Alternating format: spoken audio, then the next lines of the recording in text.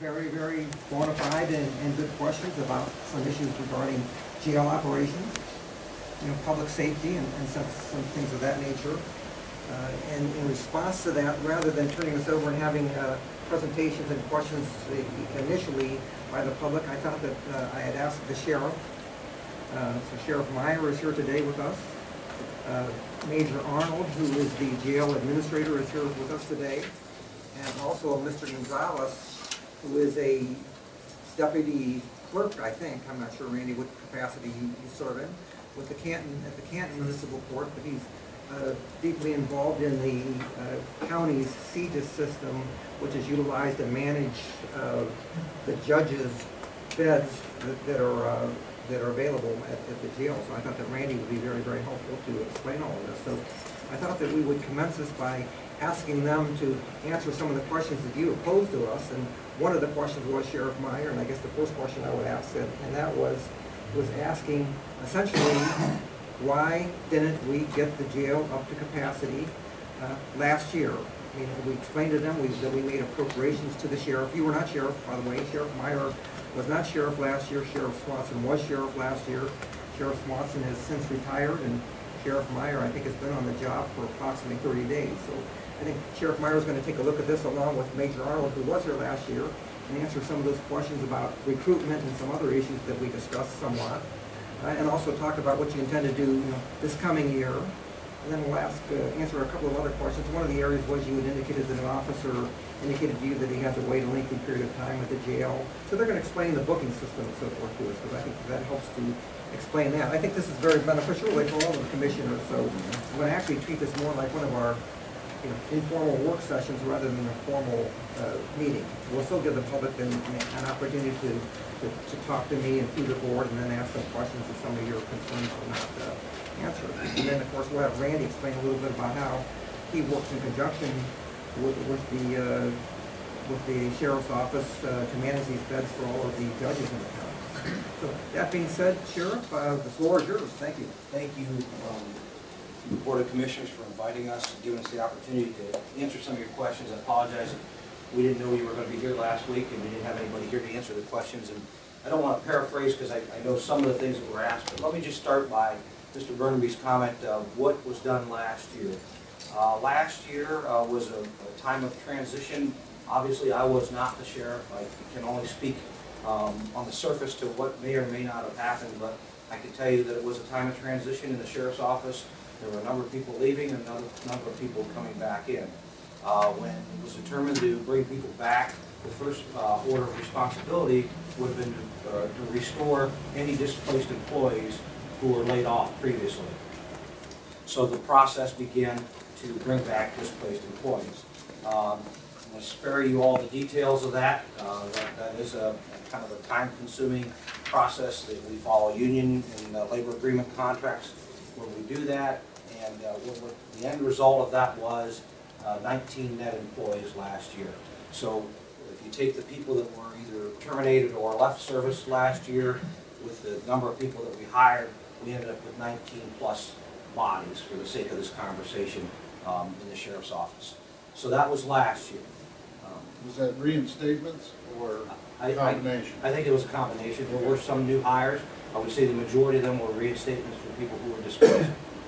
That was the priority, to give those people the opportunity to come back to full service. So, let's talk about this year.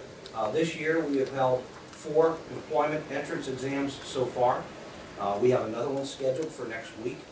One of the, and this is not an excuse, this is an issue. One of the issues that we deal with is that we write letters, we call people, we schedule folks to come in for a specific test, and we may schedule 40 people, 20 show up. Okay, that's disheartening, and we're working on that. What we're doing right now is an informal survey of folks that did not show up to see if there's something we can do better, because we always look internally first. We want to see if we can change the test to early morning, late evening, Saturday, whatever, to accommodate folks to get in the test. As a result of that process, these are different positions that we've tested for: deputies, corrections officers, clerks, communications technicians.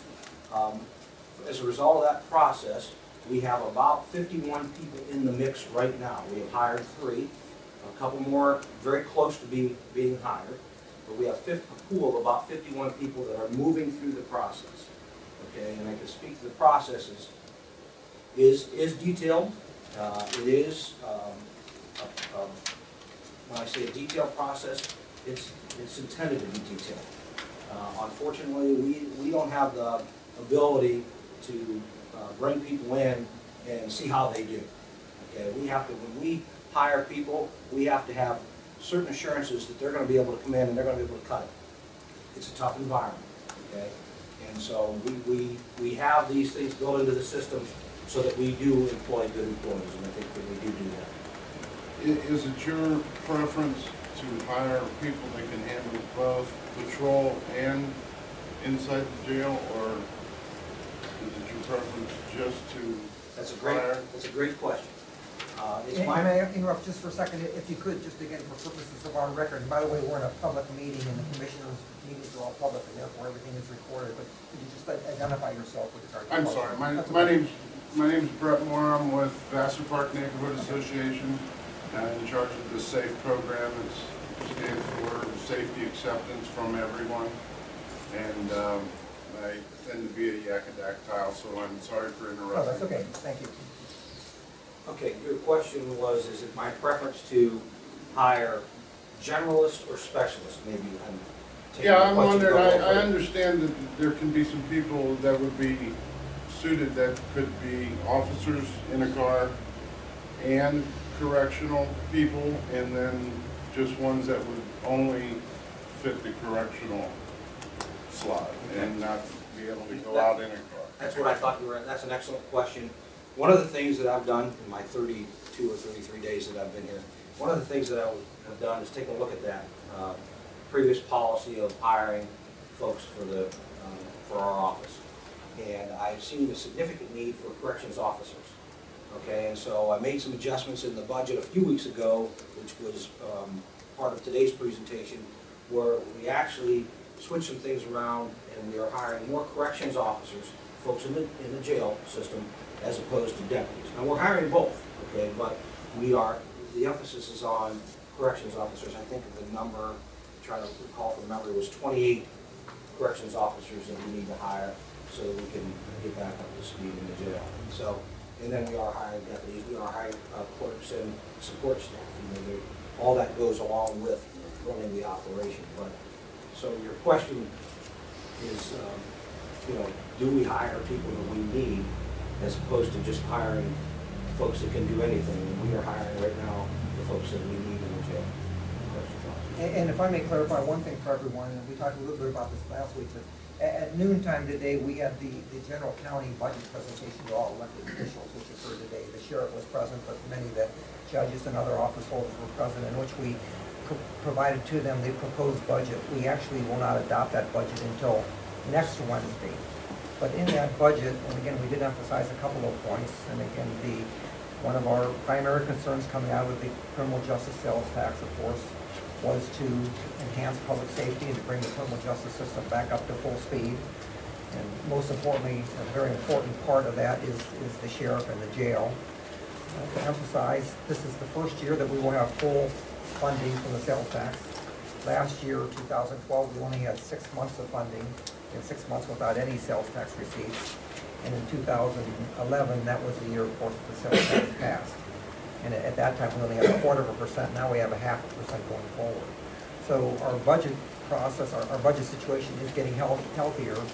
But our concern goes to the jail because that was our first promise coming out of the sales tax campaign.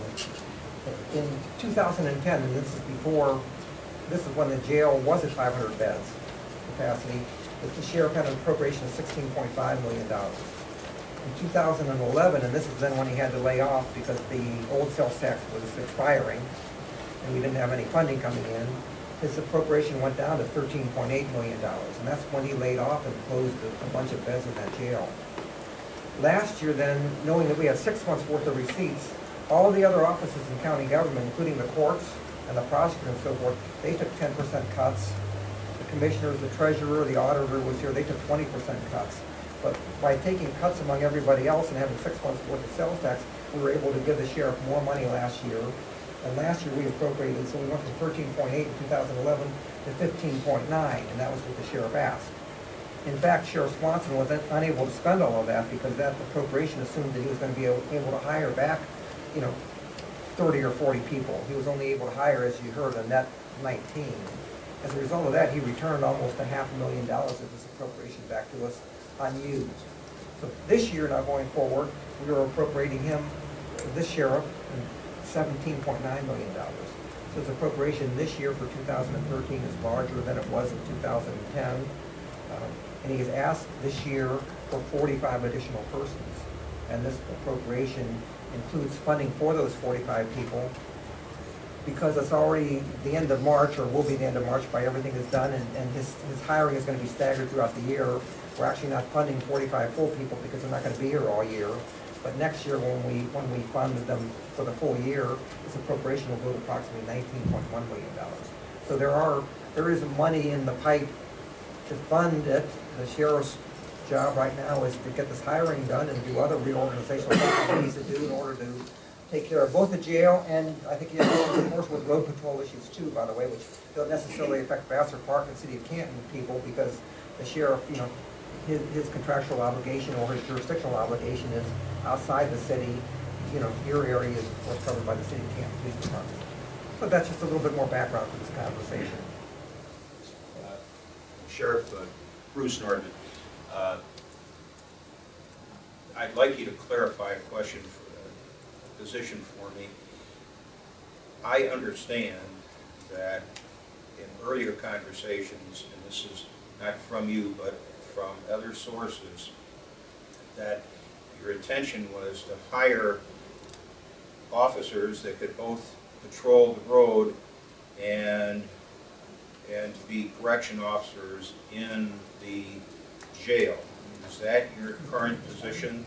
That was never, what you just stated was never my position. Okay. My position is to hire corrections officers, which are not officers that work the road. Those are officers that work in the facility, in the jail facility.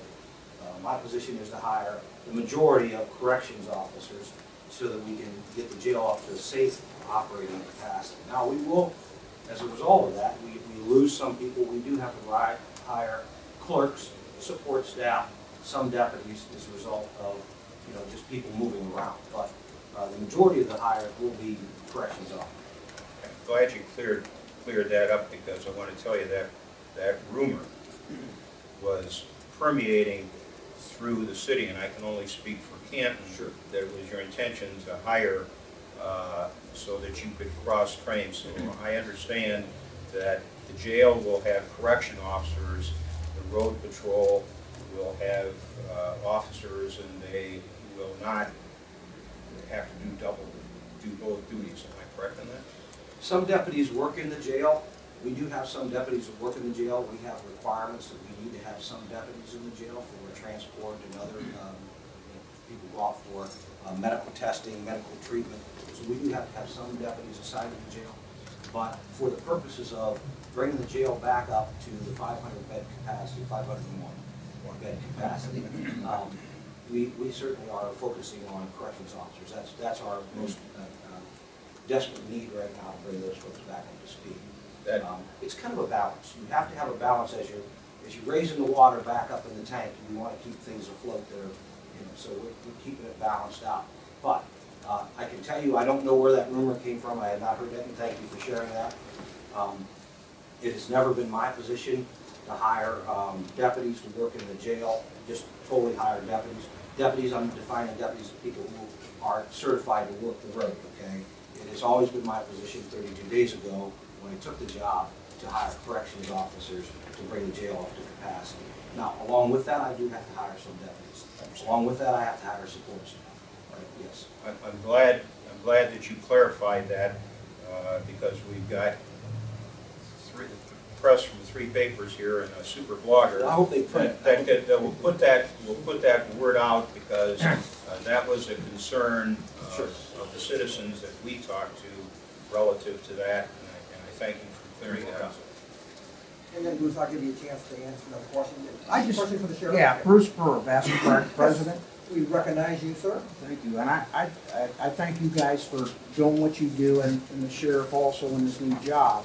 But a comment to the comment that you made, that most of the transitions that go on are for the county.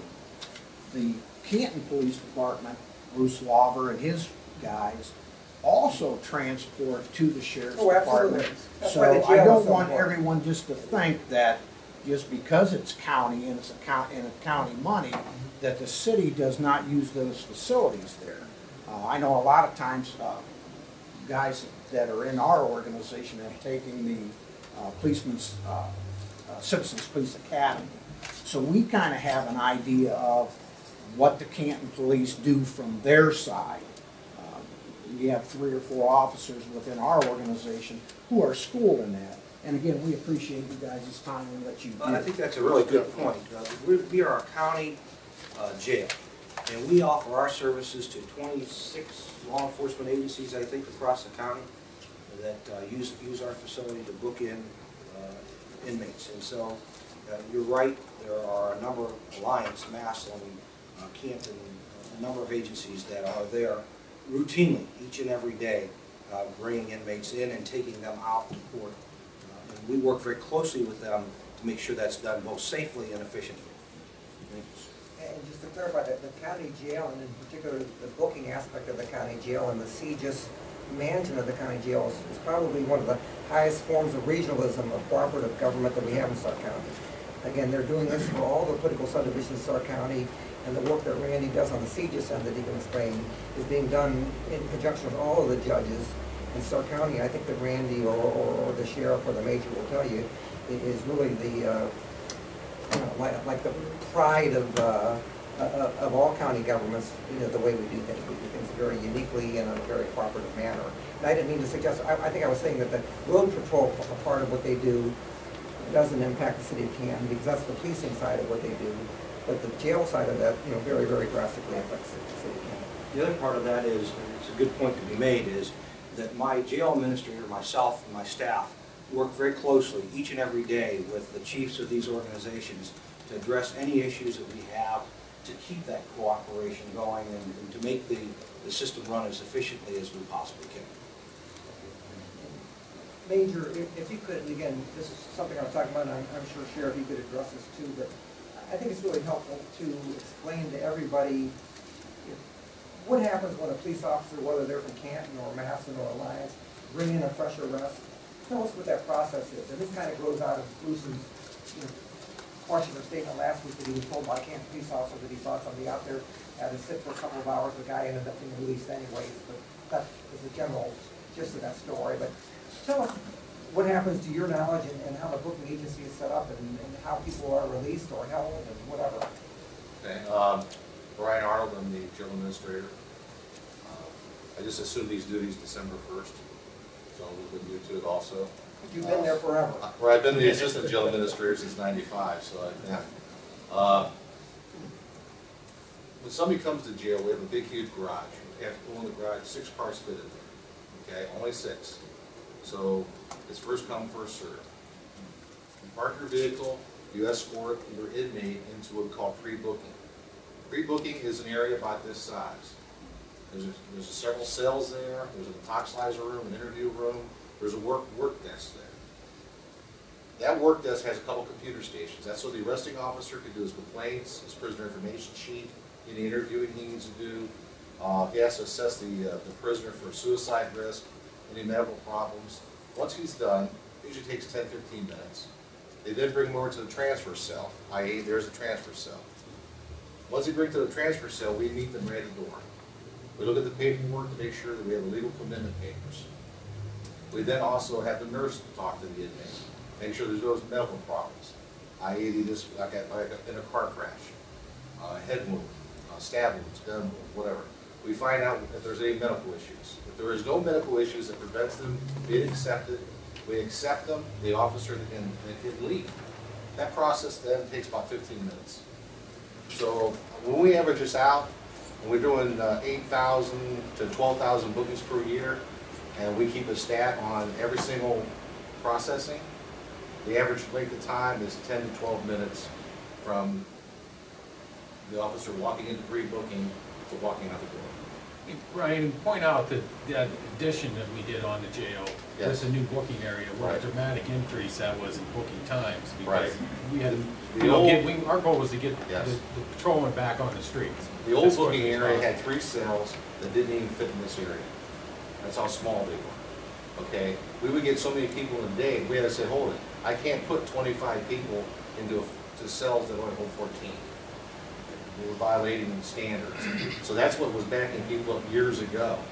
Okay, now I've got 14 cells that I can hold almost 100 people. So there's no delay in getting people in like there used to be. There's no backing up the cars. So that's really a pretty fast process. The only time it slows down is if there's an emergency or something odd happens, or you have just a lot of people lined up. Because you only can do, you know, 1 inmate at a time coming in the door. So it's, but usually it's the average is a very short period of time. And Major, I'm going to interrupt you just for a second. Looking out to our folks in the audience, I have Stephanie, who's a reporter from the Lions Review, but she's sitting here shaking her head as if questioning what you were saying. So I guess I would ask you, Stephanie, again, because we're here to get answers for everybody. And, Well, I was on a want you ride guys along answers for New to Year's further. Eve, and it took a lot longer than that. Uh-huh. We had 2 drunks in the car. It was memorable, but there wasn't really a line. I Right. mean, Yeah. and it wasn't a line of cars. We got in, but we sat a long time. Yeah, where'd you sit at? Right in the booking area. Okay. The thing what people also don't realize is that when they're busy at that time of the day, we're also busy at the same time. Because arrests all throughout the county all occur really relatively all about the same time. Your afternoon shift gets busy, your midnights on Friday, Saturday night really get crazy. I mean, matter of fact, this past Friday, if you had came in, you might have had a 2-hour wait. Because we had 18 people come in. Matter of fact, by the time the weekend was over, we had 52 people come in. So we were really cramped because of the weather. And again, I have some facilities when you iron it all out over the period of the day or 24-hour period, the averages go way down. It's just that you have those peak periods of rest, peak periods of court commitments. You just can't get any faster than what you can get. But a lot of these departments can also process their arrestees at their facilities. I mean, they can do their toxilizer, they can do all their paperwork. It would help a little bit because even though we're a one-stop shop, all the other agencies out there still have support facilities to help speed up the process on the other end. This, like Alliance has a 12-day jail they don't use. Vassar has a 12-day jail they don't use. Canton used to have a jail, they closed it down, and we use this for their jail. So there's capacity out there. There's temporary holding facilities, other police departments. So sometimes we do slow things down, but it's usually just a peak. And it was really pretty quick. Yes. Are you saying that, like Canton, Alliance, Massillon, they have facilities that they could use to make your process faster? Or There's a that they possibility, are yeah. using their facilities to Okay. make your job faster? Well, they do and they don't. Okay? A lot of times the arresting officer, when he makes an arrest, he or she has to make a decision. Do I take them to my station to do the paperwork, the toxilizer, the interviews, and interrogation, or do I take them straight to the county jail? It's kind of an arresting officer's decision. So it really is, it's based on discretion, based on the arrest situation. But they do have things that they can use at their other departments if they wanted to do, if they needed to do so. You mean like if they're closer to you, they just go to you instead of going back? No, for instance, like, we'll take Alliance because it's 13 miles away. If I was an officer in Alliance, this individual wasn't causing me any security reasons or risk to their health or safety, I could probably take them to my station, do all my paperwork, all my complaints, do all the paperwork, and then put it in my car and bring it down to the county jail, and then he didn't have to do anything. He would just walk them in, hand us the paper. To me, that sounds like the best and the ideal situation to provide you as the housing unit for these people. That should all be done at the local sites, if possible. And I would agree with you, but the officer has to make that decision based on that. How is that person agitated? Is that person, in a situation where they really need to get put in jail? I can't take them to my police station because we really don't have a place to make it secure. So it's all situational. And it's all based on that incident, and, you know, also time factors maybe, you know, distance factors. And Bruce, you had a question? Yeah, Vassar Park, Bruce Brewer.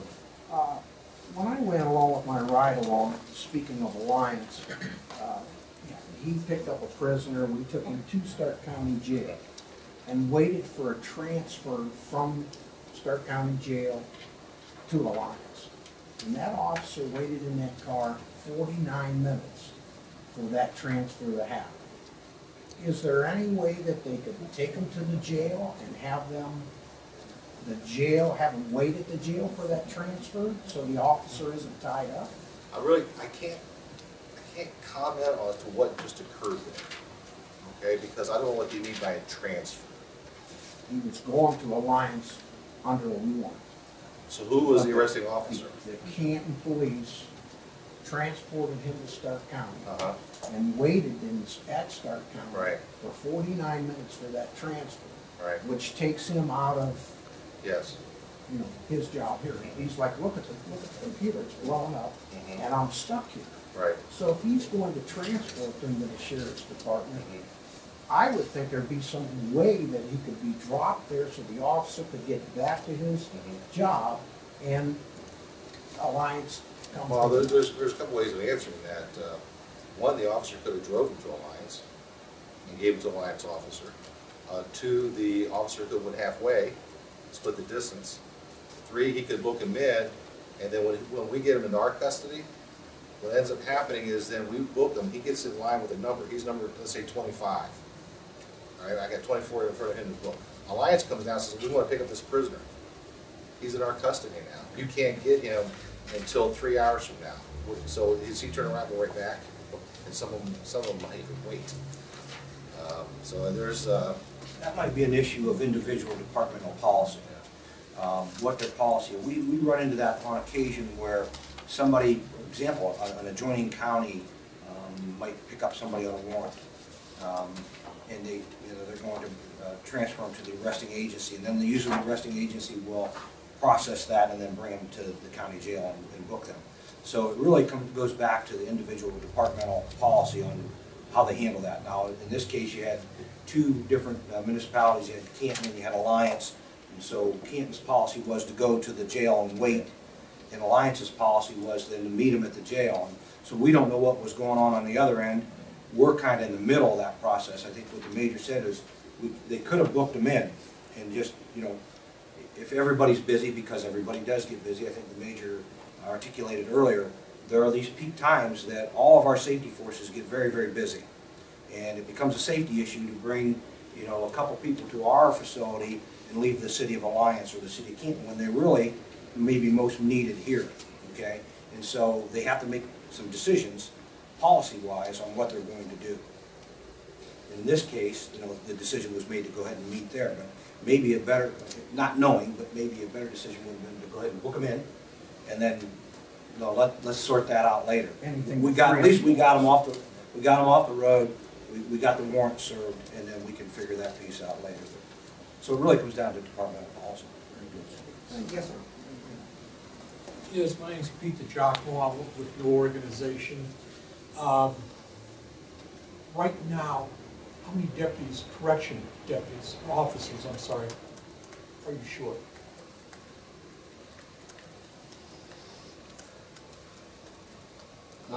We're asking for 45 people total, How many are you short? about 28 Do you need another 28 to open up to 500 beds? right.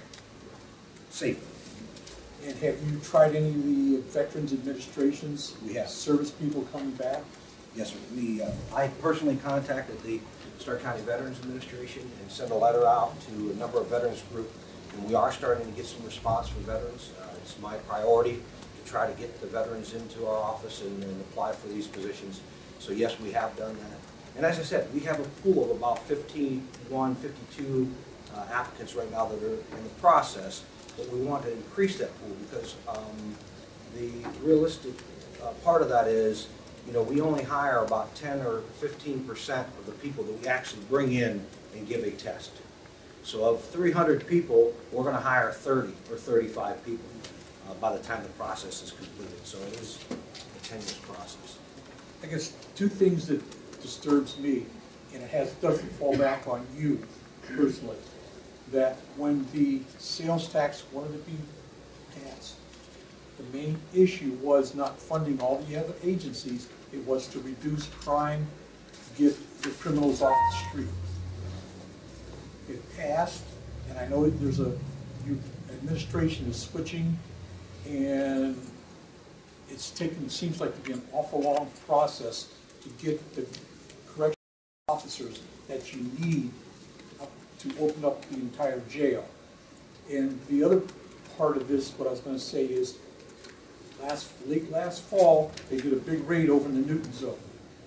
They arrested 2 brothers and I think another one out of the same house. Brought them down, they took them to jail or the court, wherever they wanted. Within hours, they were released because there was no room in the jail at that time. That didn't happen? You know, hang on a second, wait a minute, okay. We're gonna, go ahead, Major Arnold, I don't know if you want to address that, or Randy can address that Just to too. give you an example, a little historical real quick. 1986, we get sued in federal court because of overcrowding. Judge Sandell says there's a cap on the jail, 270 inmates. You cannot go 271. That was That's before when we expanded the jail. Right, that's when we started emergency releasing, okay?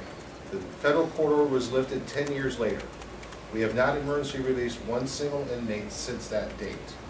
What we have done is we look people in and we keep them, and the only way they get out is make bond, or judge release, or this time expired on their sentence, okay? So we follow the strict guidelines on the bond schedule, and if somebody comes in and they're eligible for bond on the bond schedule, they get bonded out.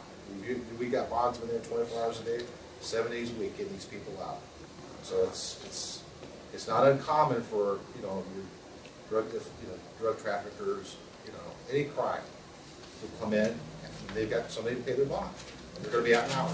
I understand how that works, but like again, unless the repository reported it completely wrong, they said they made the arrest, they could not get him to the jail because the judge or somebody in that area, there's no room at the jail, Stark County Jail, so therefore they were released on their own recognizance. And that's a bond, okay? A bond, that's a signature bond, that's what that is, okay? And that's based on the bond schedule, sir.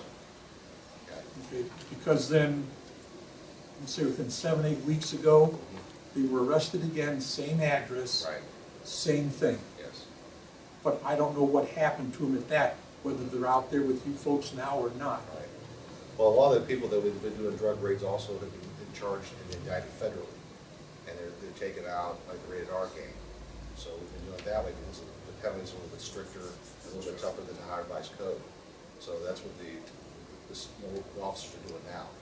Okay? Our hands are tied by the higher vice code and by the processes. We don't kick people out because of overcrowding. Too many codes. My own opinion, the criminal has more rights than the victim or anybody else. That's You have those rights too. Mr.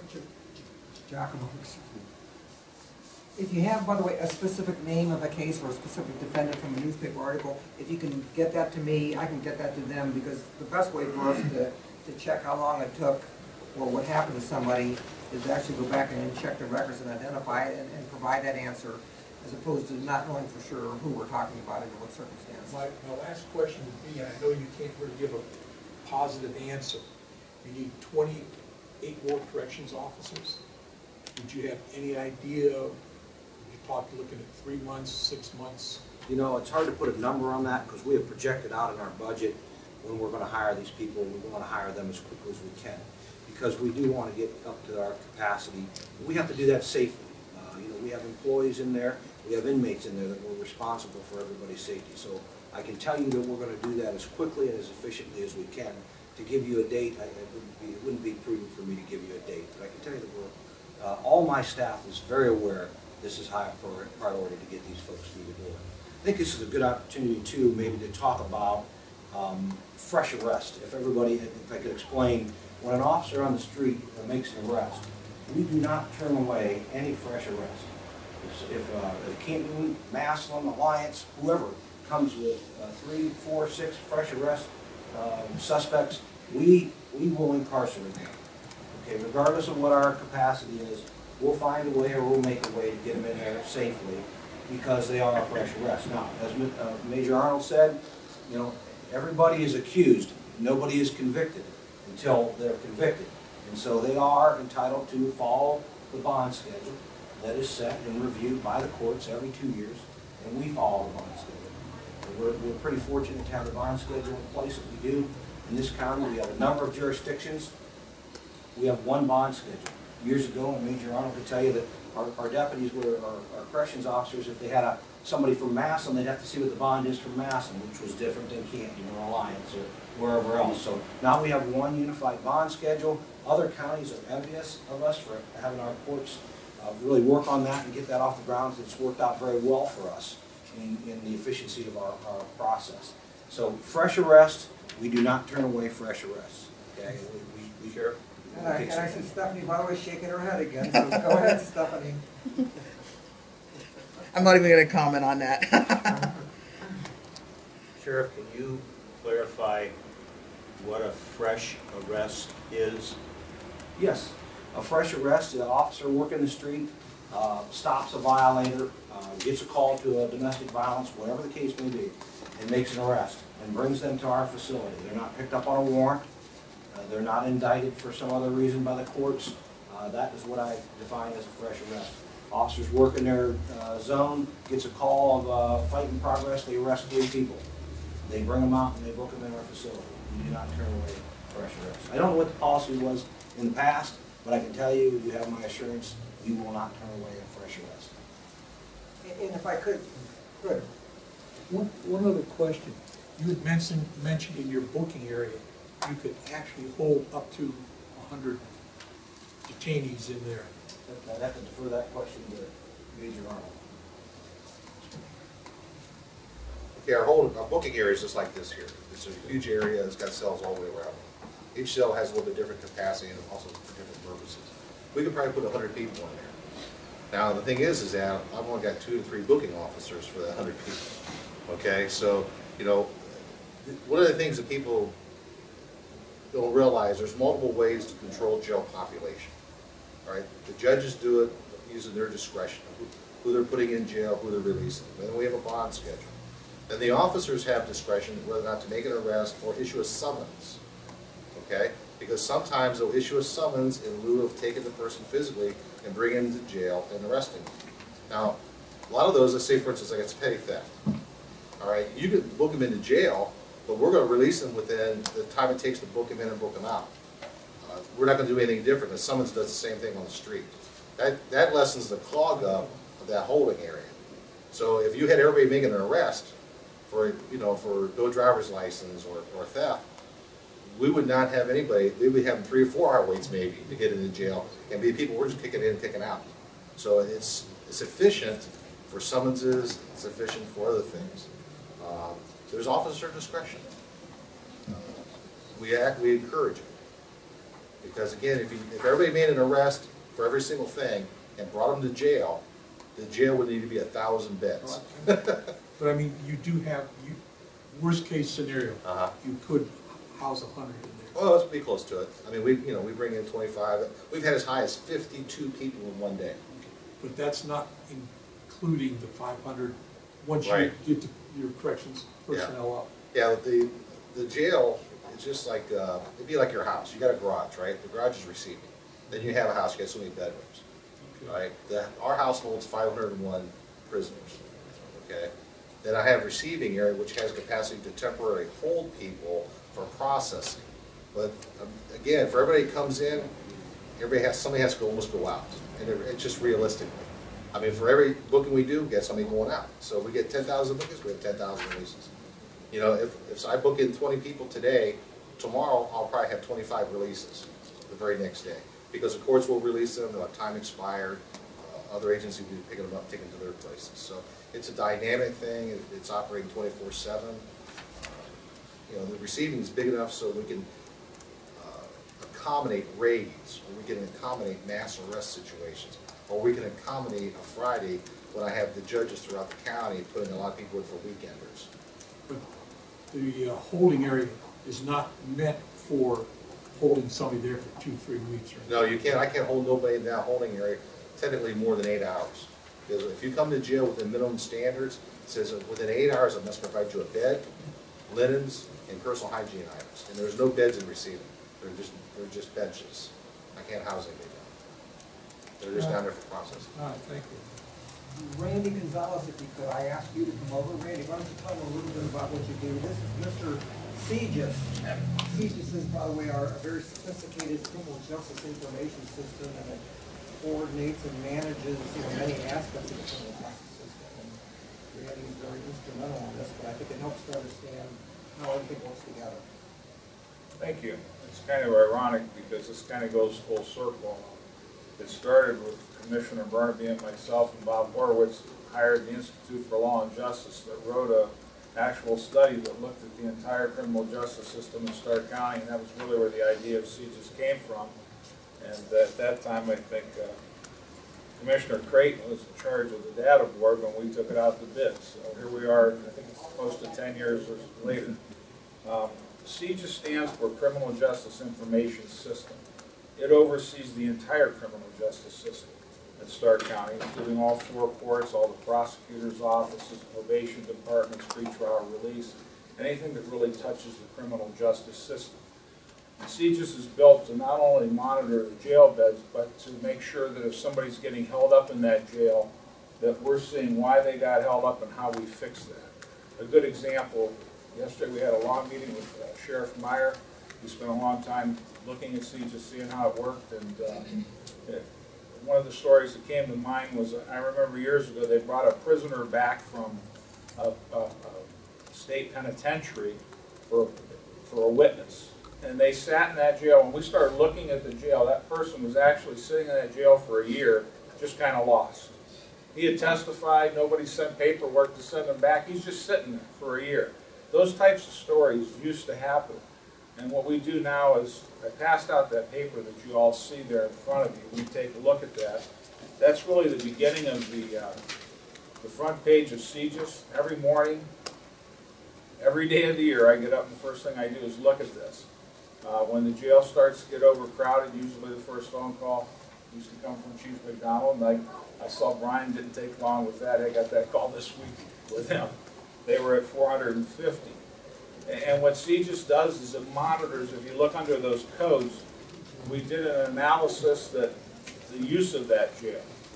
And those codes, each one of those codes are monitored by who's ever in charge of that division.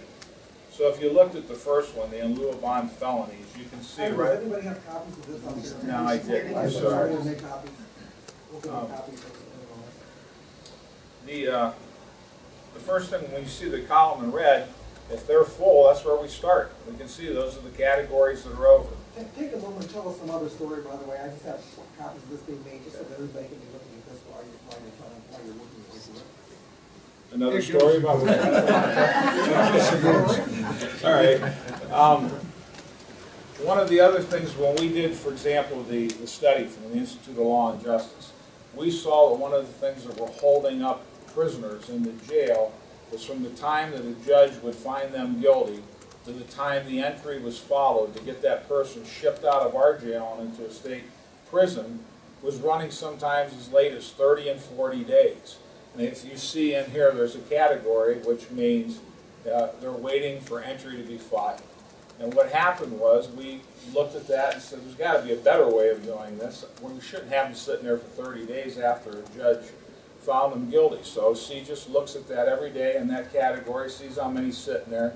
Somebody in the clerk's office, the common police court office, would call the prosecutor's office and says, how come the entries haven't got over yet? Just to make sure that they get there in time. At that time, Clerk Geovasis came up with an idea that the judges could actually have a form on the bench that would say everything that the state penitentiary needed short of the entry, and they would just check off these boxes.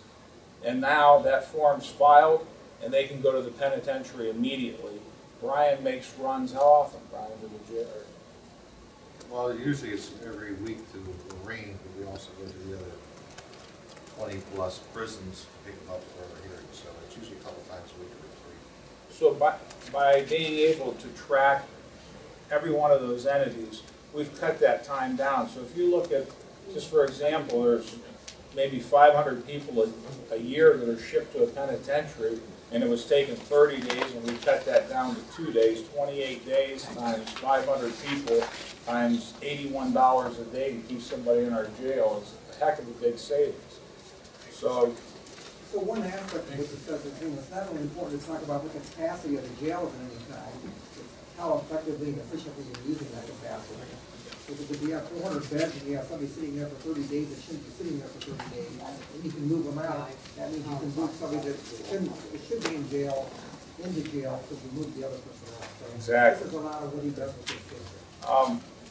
And most importantly, the way this system came about was the body, the Corrections Planning Board, which is a statutory body, created a jail committee, which consists of every judge in Stark County. Myself and Clerk Geovasis came up with procedures, and we came up with what these numbers should be, that we thought they would be. They are adopted by the judges. The judges actually have their own jail beds. So if you looked at, for example, Judge Cabillas, he can look at his roster every day and tell you exactly how many he has in, who they are. And the first thing we do, for example, if Brian calls and says they're over, he might look at his roster and had a guy who was in there sentenced for 30 days, he's done 29, okay, he'll suspend the 1 day, get him back on the street. But the misconception that people are turned away at the jail, that's not how CJIS works. It is all done post-sentence. The judges take care of all of that through either putting somebody on house arrest, shortening a sentence, a bond, but it's never the point where they take them out and the jail's full. We haven't done that in probably 10 years. There was a time when that took place under the federal order. It became a nightmare and was really one of the main reasons for CJIS. So what happens is, if you look on there where it shows 400 beds, what happened was, when that number was reduced originally, I think, to 300, is that what it was, Tom? We were down to 300. 300. Yes. We just lower that number to 300, is the way that works. These categories are all cut equally in that percentage, and then the jail takes care of itself from there. When that number goes down to 300, the same thing will happen when that goes up to 500. When they give us the call and they say to go to 500, we readjust all those numbers by that percentage, and we monitor it like that. The one thing that people don't really understand, and it was very hard for me to get through my head, because I have to agree with the gentleman in front of me. I've been doing this for 30 years. I've sat in court for I can't tell you how many hours and heard the stories over and over. And you think, wow, you see the same people over and over. There's a ton of repeat offenders. But when we went, myself and Commissioner Burnaby and at that time Prosecutor Horowitz went to Alexandria, Virginia, and we met with this company that was a professional that did this. They told us, if you don't do things like we're doing in Stark County, you can build as many beds as you want, and you'll just keep filling them. If you don't do the proper things to manage your jail and manage your planning of your jail and your arrest, you can build 1,000 beds and you'll always be crowded. And they used the example that in Washington, D.C., they said, you know, this is the capital. If you spit in the sidewalk, you're going to jail. And they just kept building jail beds. Just kept building jail beds, and they still couldn't keep up with it. So we have been at this for a long time, managing these things. And I guess lastly, the second sheet that I've passed out, I think a lot of these questions came from Kansas City. CJIS is the depository of all the statistics for everything in Stark County, the criminal justice system. So the question came up, I think, about Kansas City, and I also saw, I believe, the presentation at Kansas City Council. I think if you look at that second page, you'll see what's happening.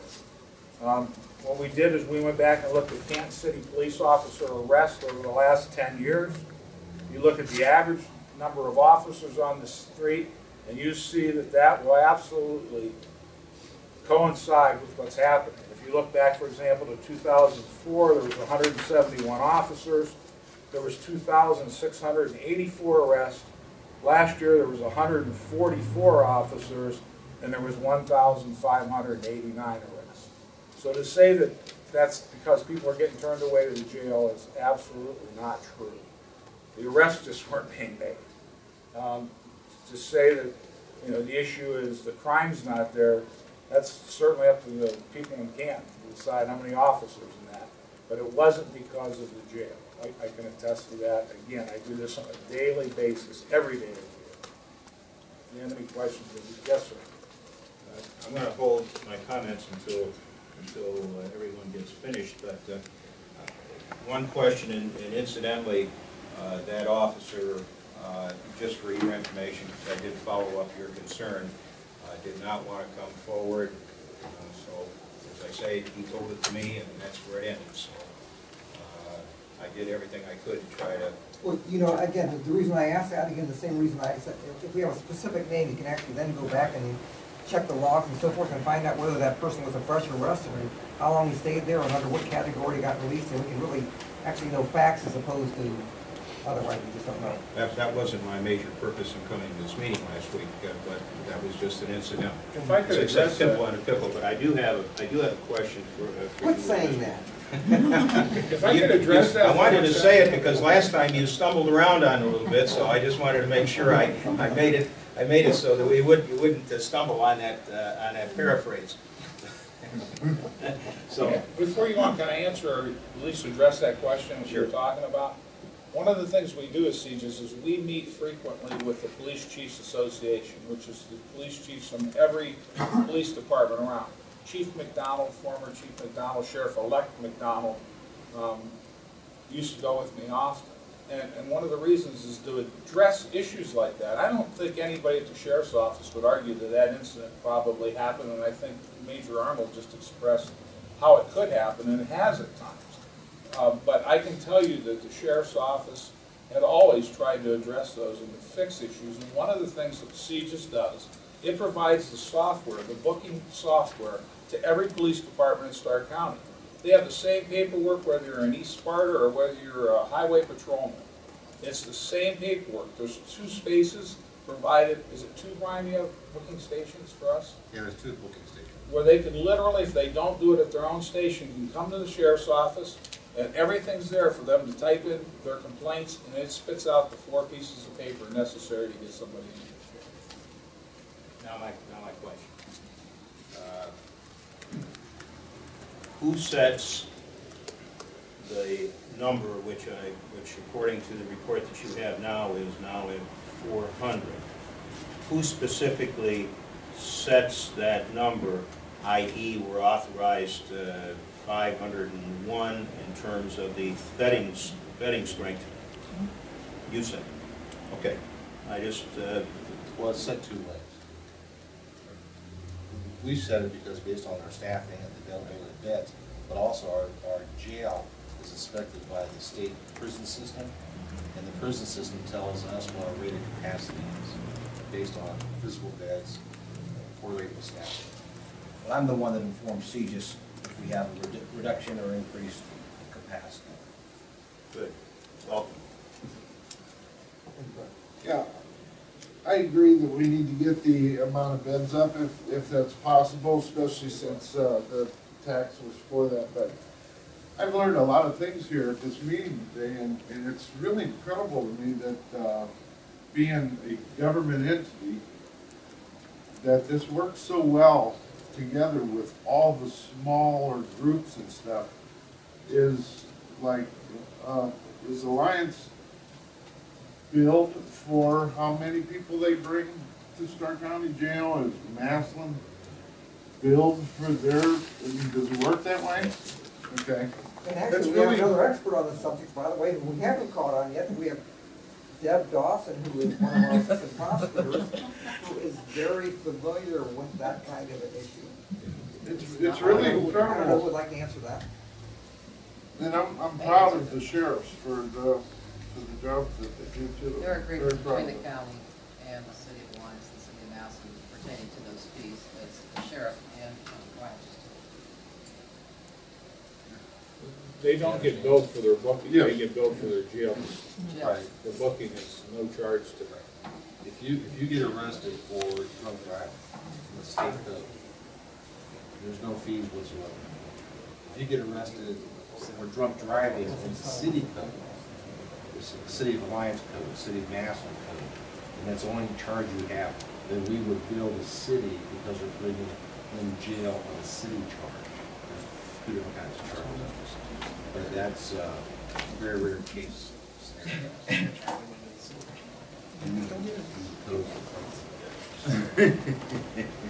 So Jill, you know, and again, I mean, you're here primarily from the Vassar Park, you know, Association, so of course you're concerned, you know, crime and safety issues within your neighborhood, but, you know, I think that we take out of this, by the way, the capacity of the jail is very important to us, it's important to everybody, it affects everybody in every political jurisdiction in Stark County. So one of our goals is through funding and through administration is to get that jail capacity up. The second thing is it doesn't matter how many beds we have unless we use them efficiently and move prisoners through who we're supposed to be moving through and keep bed spaces open, which is Randy's end of this thing and the judge's end of this thing. It doesn't matter how many beds we have, if we use it inefficiently, we don't do the job that we should.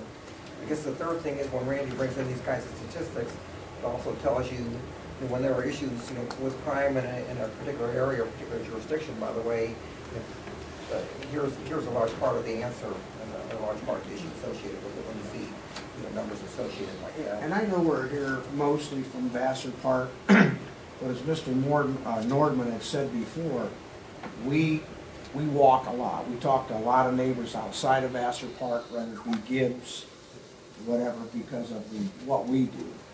So it's a general consensus that the jail space should be opened as soon as possible.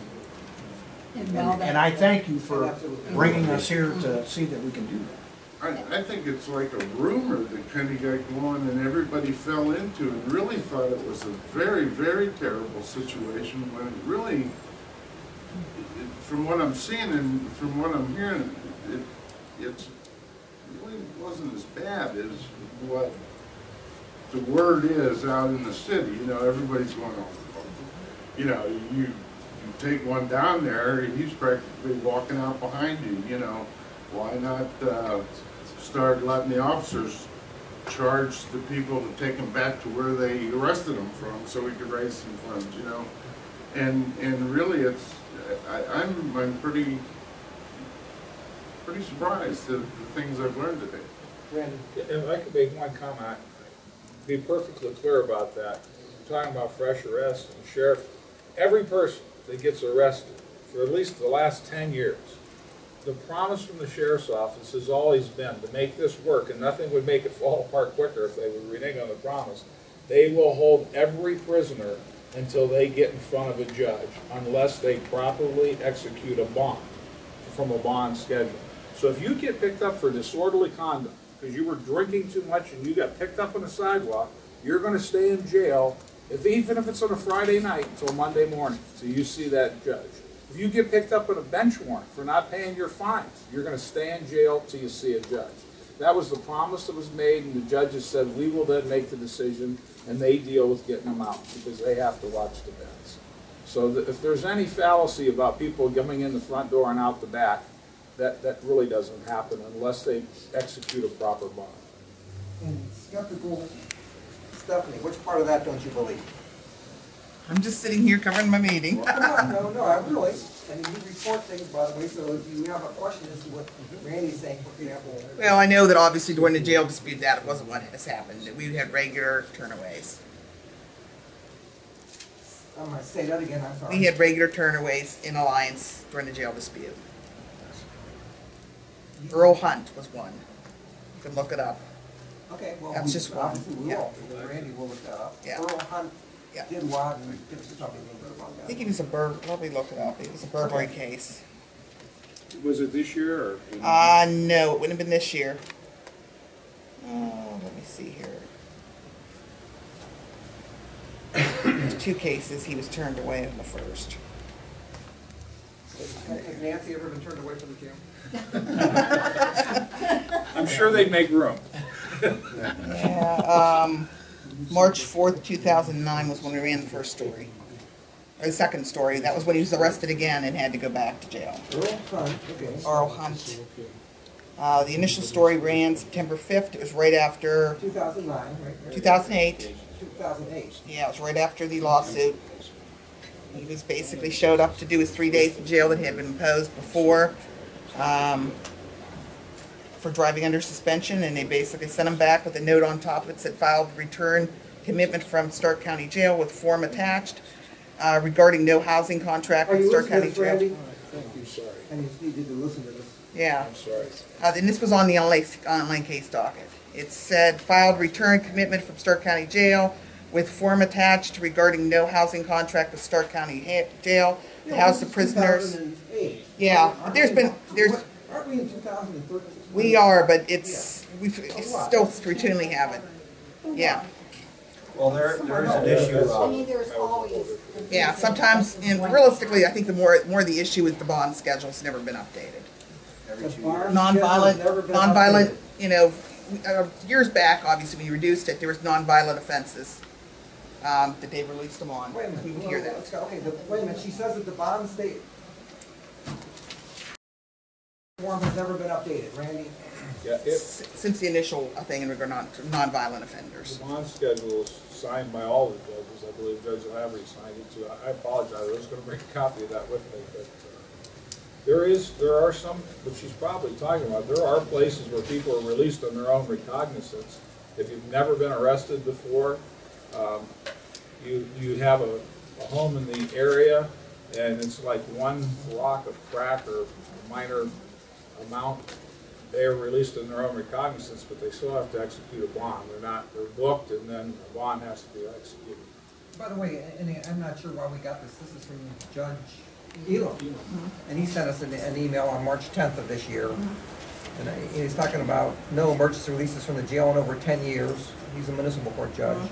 The bond schedule was set by the common pleas court judges with the approval of all judges over 8 years ago, and is a unified bond schedule. Every judge, Over whether 8 years ago, municipal or common pleas court, uses the same schedule. Yes. It says the bond schedule was not ordered by the judges for emergency release purposes. The bond schedule is working well, and this was actually written in 2013. And the Community Corrections Planning Board, which is what Randy mentioned, reviews the bond schedule every 2 years. So Okay, I does think review it that- every 2 years? Yeah. But it's the issue still And is, Randy has said that too, by the way, but It hasn't been updated because it's been fine. It was Okay, never so they review updated it. for emergency release. It was never taken into consideration. okay, was it based on the old amount of beds or the new amount of beds? It's never based on the It's law. not, Okay. it's not based on that. I'd like to thank the commissioners for having the meeting. Officers, thank you. And Thank you. Thank you. I have to go Thank pick you. up, have to go get grandkids. There you go. Thank you. I'll tell you, but, we do have a regular agenda, Bob, we have actual business to do, but Bruce, I know that you wanted to indicate that you wanted to make a couple of comments here at the end. Yes, sir. First of all, I want to thank the commissioners for bringing this issue up on the deck. We, Bruce Brewer and I run a concealed carry class, and this isn't the result of talking to one officer. We cover, just as a background, Sheriff, and thank you for coming, Sheriff, and Major Arnold, and Randy, appreciate your input also. We, running our concealed carry class, work the streets. Now, I want to qualify that. We knock on doors, promoting our concealed carry class. We cover on Shore, one of the tough areas in town, from 17th to 12th, and all the tributaries, east and west. We also cover the Maple and 19th area with about 120 homes that we contacted. And most recently, this past Sunday, we covered Gibbs from 19th to 12th Street and all of the tributaries east and west off of that.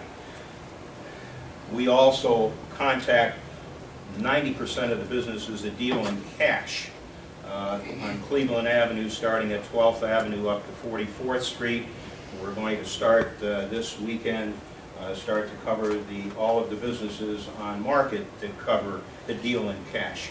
And the consensus is that there is a high concern about crime. That crime relates to the fact that we as citizens passed the renewal of the sales tax to get the bed space up to 501.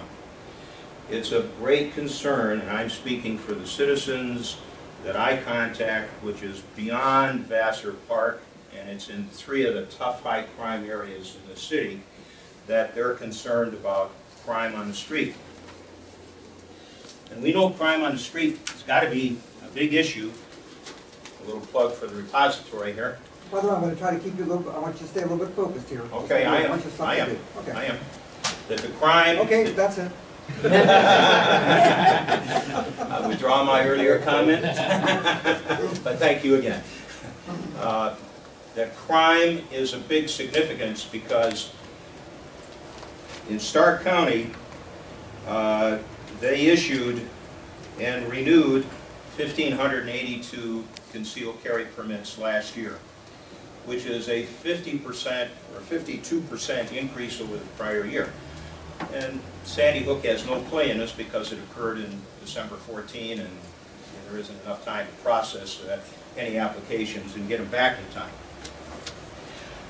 Also, I took out of the repository again on January 31st the grand jury proceedings, where 2 gentlemen faced 2 counts of robbery, 8 counts of aggravated robbery. There were 10 people that came out of this system. One's on 4, another one on 4 counts of grand theft, 3 counts of breaking and entering, etc., etc., etc. What do these 100 beds mean to us? They mean that there are potential criminals on the street for which the citizens are paying, and with the good help of the commissioners, monies are being provided. Now, it affects crime with the bed space down. It also affects the morale of the police officers, because if you know full well that in all practicality, and I know every police officer would deny this, you've got to say, geez, I've got X number of bed spaces, maybe I want to look the other way. I know the judges are frustrated because they can't handle all the crime coming in. And I appreciate the fact that you, and I know you're new on the job here, and I thank you with 33 days on the job of coming here to speak to us. What I would suggest to the commission, so that we don't end up with 8 months from last July to today with 400 beds, which are funded for 501, that with your concurrence, that maybe we could have the sheriff give us an update on a monthly basis this is just a suggestion, at your doing, so that we don't go 8 months sitting down at 400, and you've got a clean slate here. So you have a great opportunity to impress us, because you don't have past history to defend, but you do have a new history to defend. So I would suggest that, with your concurrence, that we have a monthly appearance by the sheriff or a designee to update us so that we know what's happening, because the citizens, I can only speak for Canton, are really frustrated with the crime that's going on in the streets that can be alleviated with the addition of new hirees. Now, I would also, for me speaking personally, because this is an area of great passion to me, I moved here 11 years ago, I'm a transplant. Most people don't realize that. Anything that we can do, be it me, be it associations, or whatever, that we can do to assist you to help move you along. I belong to the American Legion. I have regular meetings with the AMVETS and the VFW. Anything that you can suggest that we can do to get this thing going, because this we want to have on a fast track. This is a very, very important issue to us. Nice weather's coming. More availability of crime, because more people on the street. So we want to get this issue solved quickly and assist you in any way that we possibly can. I know when the jail first opened up, and I'm speaking just for the people here in the meeting, and will be regular visitors, because we're here to help you, to help us. I mean, where I come from, it takes two hands to wash. And we're one hand and you're the other, and we want to do what we can to help you meet these goals, not just in this area, but in other areas that we can enrich the community and the county with all of our efforts, and crime is just one of the legs on the horse. Maybe, and I'm just throwing this out, and please press, this is off the record. No, it's on. Now they're writing, I got your attention. I got your attention. I know that you've stopped the tours of the jail after it was initiated, and I'm just offering this as maybe for interested parties that maybe you might want to conduct a tour so that we have a little bit better understanding, because we're here to support you. You protect us.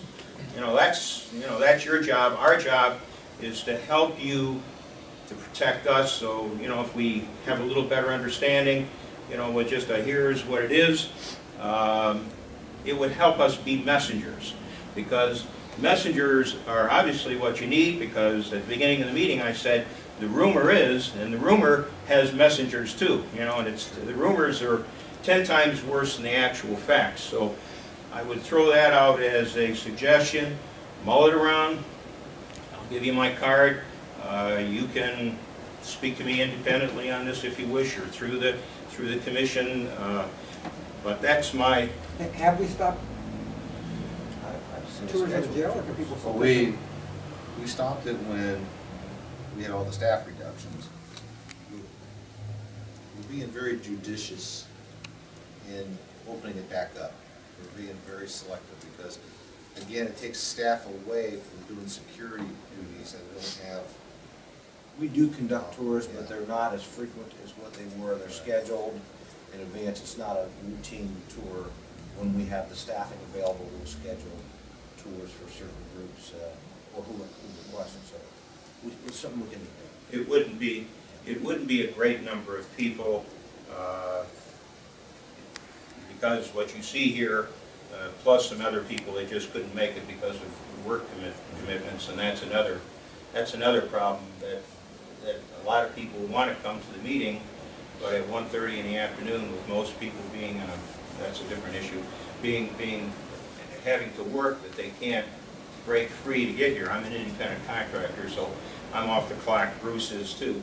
So we're operating at zero, but a lot of people can't get away from Bruce, work. we can only promise you on that, and that is that we have tried, not this particular meeting, because we have this meeting because we deal with other employees who are on the clock and they need to come before us.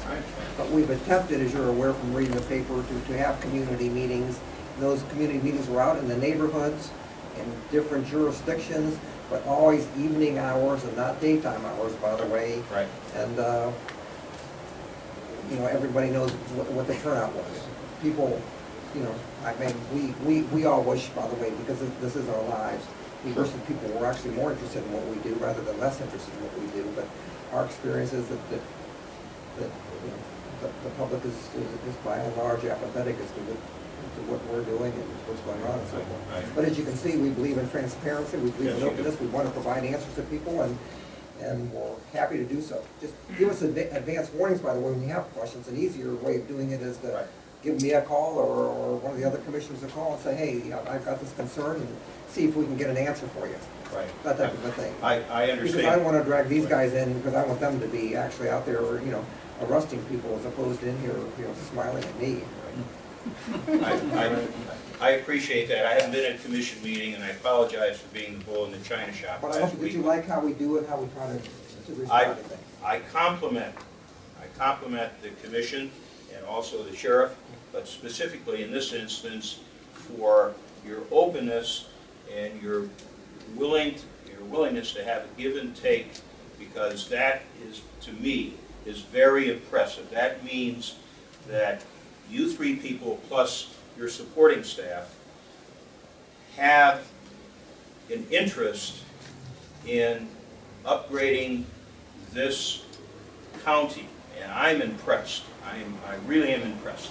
I can tell you that we, meaning the people in this room and the ones that we contact, are going to carry the word. Thank you. To get people to participate, and when we have an issue, I'm going to sit here as a little mouse in a corner most of the time, but once in a while I'll have an issue. I'll let you know when I have an issue that I'm speaking to, but thank you so much, I mean, from the bottom of my heart, because we want this city to be safe. We want to support you in your efforts to make that safe. So this isn't just I never came to this last week as a break session. I came because I'm concerned, and I'm just representing a lot of unnamed citizens who are also concerned as you are appointed to resolve those issues. So I would just conclude with, if we can set up some time at your discretion so we can get an update and let us know when that update's going to happen, so that we can keep track of how you're doing. And I'll have my report card here, and I'll have my stars. I put stars on foreheads too, so that. So we got to start then? I didn't come. He's just got the assignment. He hasn't got a grade yet. No, we got. But he's got homework. But we got to start today. Well, hang on. Don't be surprised. Don't be surprised. But I don't want that recorded when I put the stars on. So thanks again. Right. And with that, Anyone else with anything on this public speaking portion? No, I just want to make one more comment that anything that's transpired here at this meeting, we will set forward. We represent 560 homes just in Vassar Park. We do have a lot of pull, I guess I want to say. We do always, at our meetings, let people know, people try to take care of us. So we will spread the word, and we thank you again for having the sheriff in and doing your part to make us feel a little bit more comfortable about the crime in the city.